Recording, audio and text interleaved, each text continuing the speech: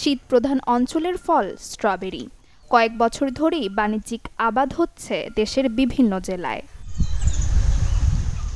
দেরিতে হলেও চাষ করে তাক লাগিয়ে দিয়েছেন দিনাজপুরের কাহারোলের প্রত্যন্ত গ্রাম কান্তনগরের কৃষক শাহাদাত ইসলাম।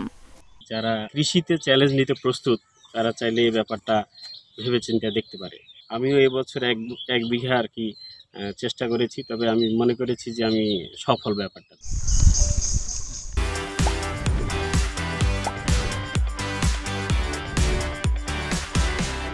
শাহাদাতের সাফল্যে বিদেশি এই ফল চাষে আগ্রহ বাড়ছে অন্য কৃষকদের। নিচ্ছেন রোপণ পদ্ধতি থেকে শুরু করে পরিচর্যা পর্যন্ত সব ধরনের সহায়তা। আমরা আশাবাদী যে আরো অনেকেই আমাদের দেখে অনুপ্রাণিত হবে এবং তারাও আবাদ করবে এবং তারা বলতেছে আমরা আরো অন্যান্য ফলেরও আবাদ করার চেষ্টা করতেছি। দামও যেরকম আছে এবং খরচও সেরকম, এই জন্য মানুষের আগ্রহটা একটু কমছে, কিন্তু আগ্রহ আছে। শীতের প্রবণতা ও উপযুক্ত মাটির কারণে উত্তরাঞ্চলে স্ট্রবেরি চাষের সম্ভাবনা দেখছে কৃষি বিভাগ। কর্মকর্তা বলছেন কৃষকদের উৎসাহ দেয়া ও আবাদ সম্প্রসারণে কাজ চলছে।